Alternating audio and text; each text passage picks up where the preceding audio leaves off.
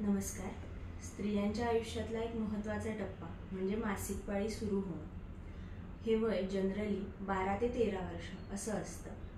अलीकडच्या काळात हे वय थोडंसं अलीकडे सरकल्यासारखं, म्हणजे 8व्या-9व्या वर्षी सुद्धा मुलींची मासिक पाळी सुरू होते. या काळामध्ये मासिक पाळीच्या काळामध्ये काय करायचं तर आपल्या खाण्यापिण्याकडे आणि झोपेच्या रुटीनकडे थोडं लक्ष द्यायचं. आपला आहार हा घरी शिजवलेला, ताजा आणि पचायला हलका असा असला पाहिजे.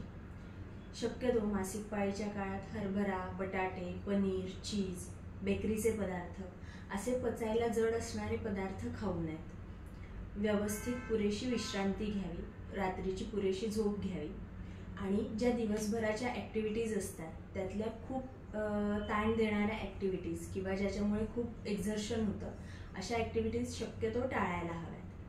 सॅनिटरी पॅड्स किंवा टॅम्पून यांच्या जाहिरातीमध्ये जे आपल्याला दाखवतात की तुम्ही आमचं प्रॉडक्ट वापरा आणि तुम्ही ट्रेकिंग करा, काहीही करा, तर ही गोष्ट फक्त त्यांचा कम्फर्ट लेवल दाखवण्यासाठीची असते. आपण तसं खरंच करावं असा काही त्याचा अर्थ नसतो. वैद्यकीयदृष्ट्या मासिक पाळीच्या काळात शरीराला शक्य तेवढी विश्रांती देणं आवश्यक असतं.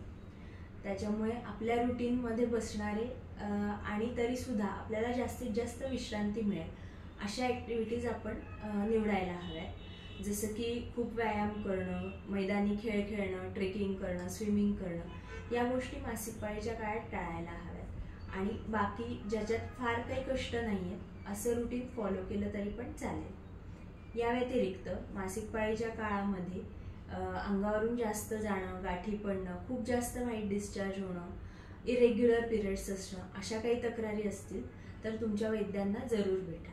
धन्यवाद.